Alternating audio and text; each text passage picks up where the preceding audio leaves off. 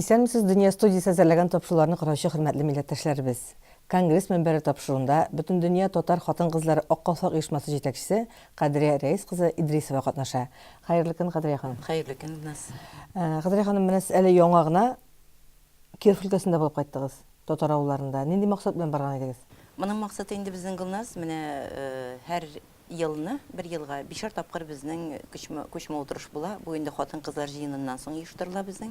Ул күчмә утырышлар инде безнең 5-нчесе 16 ноябрь көнне Киров өлкәсендә булырга тиеш. Һәм шул нисбәттән бу җирлектә ничегрәк татар хатын-кызларның оешмасының эше оештырыла, халык ничек бәяли бу эшне һәм кирәкме ул бирделеккән, менә шулар буенча безнең йөреп кайту булды, аралашу булды татар хатын-кызлары оешмалары белән. Һәм инде без Иске Пенәгәр авылында булдык, чөнки безнең утырышның беренче өлеше шушы Иске Пенәгәр авылында булырга тиеш, аның мәчетендә. Нишләп Пенәгәрне сайладыгыз? Пенәгәрне сайладык, гомумән менә безнең бит инде мәчетләр белән эшчәнлек бергә алып барыла. Чөнки дин нәрсә ул? Менә дин ул әхлак кануннарын торгызу. Менә без шул нисбәттән хәзрәтләр белән бик күп эшләр башкарабыз. Ул исем кушу дисең манда, бала тугач инде аңа кирәкле булган менә безнең ашларын үткәрү баланың инде, аннан соң корбан, гакыйка корбаннары чалу, гомумән кешенең туыннан алып безнең дин белән бәйле, ислам дине белән бәйле кануннарның үтәлеше нигезле итеп алып барырга тырышабыз. Һәм инде хатын-кызлар оешмаларына да берлектә менә шушы халык өчен, кеше өчен кирәкле булган нисбәтләрне үтәү максатыннан менә шушы иң беренче без очрашуны шушы Иске Пенәгәрнең мәчетендә үткәргә булдык. Мәчетнең ни өчен дигән сорауга монда. Ни өчен мәчет? Менә ул мәчет гаҗәеп мәчет. Беренчедән ул бик борынгы мәчет, 180 еллык дип атала ул, ләкин шушы елларда аңа 190 ел тула аның төзелүенә. Һәм инде ул һәр вакыт эшләп торган. Булган билгеле төрле вазифаларда кулланган, аның подваллары кулланган вакытлар, ләкин аның манарасы бер вакытта да кисеп төшерелмәгән. Бу авыл халкы кисәргә мөмкинлек бирмәгән, кисәргә теләүчеләр булса да, килүчеләр булса да, һәм хәзерге вакытта да бик зур кимәлле эш алып бара дип әйтәсем килә, чөнки мин анда килеп кергәч, беренчедән ул ничектер нуры белән үзенең ниндидер бер эчке хиссиятының үзгәрүен сизәсең ул мәчеткә килеп кергәч. Икенчедән ондагы эшчәнлеккә карап гаҗәпкә калдым. Һәм ондагы метрика кенәгәләре нигезендә 1685 елдан алган бөтен шушы авылга кирәкле булган авылны мәгълүмати яктан искә алына торган бөтен материаллар тупланган монда. Ул гаҗәеп. Туулар, үлүләр дә бар. Туулар, үлүләр дә бар. Менә бер генә әйберне искә 19-нчы гасыр. Мәсәлән, 19-нчы гасырда бу авылда 1082 кеше үлгән. 19-нчы гасырда. 100 елда 1082. Ул менә аны карасаң, карап чыксаң анда, менә һәр статистика мәгълүматлар ди без бит инде без. Бик гаҗәеп мәгълүматлар үзем алдым мин. Мәсәлән, 1 яшькә хәтле бала үлеме, 10 яшькә хәтле бала үлеме. 10 яшькә хәтле бала үлеме. Бөтенесе исәпләнгән. Ул кызлар һәм малайларга бүленгән. Һәм 60 яшьтән соң үлүче юк. Иң күп үлү 10 яшькә хәтле балаларда. Менә хәзер бит инде без шундый андый әйбер бездә күзәтелмәй гомумән халыкта. Анда менә 10 яшькә хәтле иң күп үлем 10 яшькә хәтле балалар арасында булган һәм 60 яшьтән соң юк. Менә бу инде күрсәтә безнең мәгълүматны 60 яшьтән соң кеше яшәмәгәндә. Кешенең гомер озынлыгы 60 яшь. Менә хәзерге вакытта шуннан соң шуның белән төгәлләнгәнме? Шуның белән төгәлләнә. Шул бик гаҗәп. Менә мин инде төрлечә теге мәгълүматларга кирип карадым. Чынлап та 60 яшькә хәтле 60 яшькә хәтле яшәү озынлыгы булган икән. Менә хәзерге вакытта безнең Татарстанда менә бүгенге көндә яшәү озынлыгы 73 дип барабыз бит инде. Менә хәзерге вакытта. Менә исәпләп карасаң, әле бит 19-нчы гасыр гына. Һәм авыл халкы менә шушы мәчеттә шөкранә итә белегез дигән өндәү астына тагын бер мисал китерерлек анда мәгълүматлар, анда гомумән мәгълүматлар бик күп. Һәм анда куелган 60-нчы еллар фотосурәте шушы авылның. Менә шушы мәчет кашының фотосурәте куелган. 19-нчы гасырда 20-нче. Бу 60-нчы еллар гына әле. Менә шу безнең 20-нче гасырның 60-нчы еллар гына куелган. Нинди хәлдә булган авыл? Һәм хәзер ничек? Һәм хәзер ничек аның фотосурәтләре. Менә аннан соң Біздің енді 17-ші ғасырлардан, 18-ші ғасырлардан қызларыбызға, хатын қызларыбызға нинди исем қошылған. Біз бетінде ғасырлар оша татар хатын қызына қораш деген тема болашақ біздің. Мына шуңа күрә нинди исемнәр қойылған хатын қызлар, нинди исемнәр бизәгән. Бу кешене нинди исемнәр бизәкләгән дип әйтәсе килә хатын кызны. Менә аларга безнең игътибар зур булачак. Безнең сәгатьтә 20 минуты өлешебез менә шушы мәчеттә үтәчәк. Һәм миндән да экраннар куелган. Шушы экраннар аша тәгаенләнеп, анда безнең шул хәтледә Зиятдин хәзрәт эшли, шул хәтледә белемне үзе 1965 елгы 25 ел тарих укыткан. Һәм китапханәдә эшләгән, мәктәпнең китапханәсен алып барган шәхесебез. Гомумән мин бик гаҗәеп, безгә бик күп мәгълүматлы булыр дип исәплим.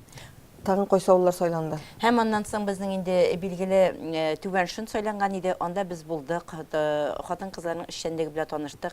Бик зур эшчәнлек ята. Күчмә утырышларына без ничек итеп күчмә утырышлар үткәрәбез. Алар да һәр даим күчмә утырышлар алып баралар. Ул күчмә утырышлар шундый мәгънәле темаларга. Менә кешенең сәламәтлеге өчен нәрсә кирәк, мисал өчен. Һәм менә алар бик кызык әйберләргә тукталар. Мәсәлән, помидор, яшелчәләрне үстерү хатын-кызга бик кирәк бит инде. Менә аларның бер темасы яшелчәләрне үстерү. Корт нәрсә бирә безгә? Корт нәрсә ул? Бал корты мәсәлән. Безнең өчен менә кайсы яктан аның яшәеше ничек? Менә безгә менә мәсәлән бер темалар аларның. Корт бөтенесе күмәкләп бер юнәлешкә бал туплауга юнәлгән аларның әйме. Менә безнең татар халкы да инде бер юнәлешкә куеп эшләсәк бөтенебез күмәк итеп, без ни кадәр эш башкарыз дигән нине куәтләп була, мәгълүматны алып була. Һәм мин өчен бик гадәти генә бер әйтәм мин сезгә. Аларның инде ул шул күчмә утырышта шагылып киткән бер мәгълүматы.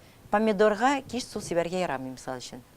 Моны бит инде татар халкы менә үзебез татар халкына түгел, гомумән халык бик белеп тә бетермибез. Помидорга гомумән су сибәргә ярамый. Утыртканда күп итеп ясына су салып куясың да, аннан соң су сипмиләр. Сипсәң дә иртән генә сибәргә ярый. Мисал өчен халык безнең бик күп хатын-кызлар йөри, авыллардан җыелып, ул көнне көтеп алалар икән. 65-тән дә ким хатын-кыз җыелмый ди бер җыелганда. Аннан төп йорт, төп нигез дигәнне без сабада үткәреп кайттык бит. Аннан соң инде төп нигез төшенчәсе белән, төп нигез белән алар үткәргәннәр. Халык ди шундай әйбәт каршыла, өйләрендә каршылалар ди.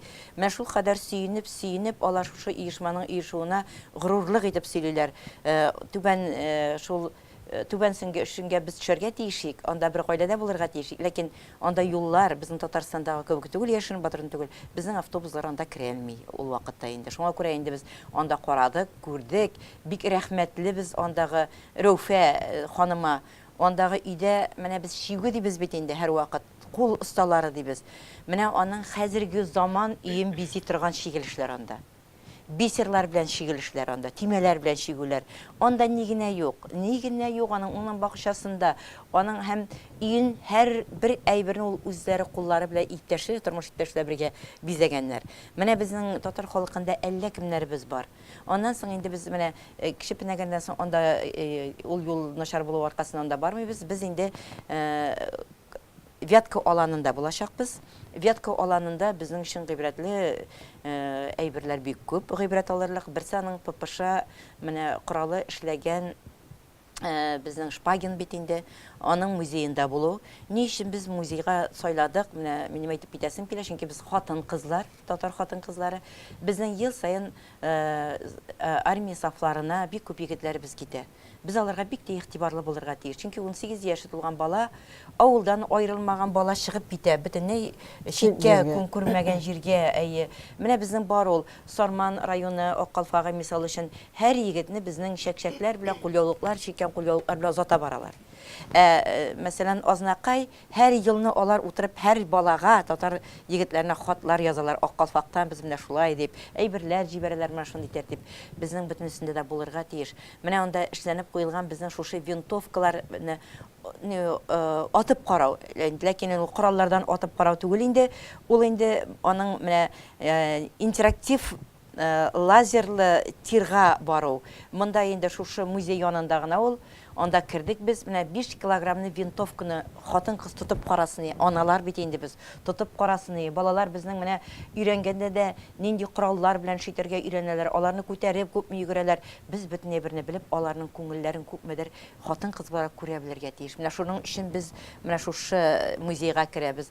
Аның крайны өйрәнү музеена ни өчен моны сайладык? Менә без ак калфаклар белән анда бит татар авыллары җитәрлек. Бу музейда, крайны өйрәнүчләр музеенда татар халкына күп урын бирергә тиеш. Безнең киләчәктә максатыбыз аның директоры белән сөйләшү булды.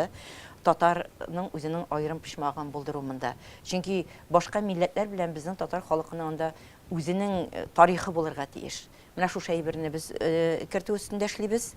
Һәм инде аннан соң хатын-кызга да, ир-атларга да бик кызыклы эшләпәләр музей бер каяда юк ул. Менә анда гына бар.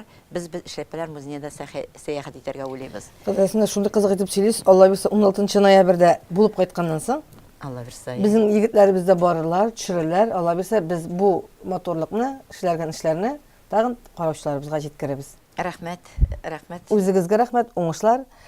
Хөрмәтле тыңлаучыларыбыз, бүген безнең Дөнья студиясенең Конгресс мөнбәре тапшыруында Бөтен дөнья татар хатын-кызлары ак калфак оешмасы җитәкчесе Кадрия Рәис кызы Идрисова булды. Әмин Гөлнар Шәйхи бүгенгә сезнең белән сау булашам.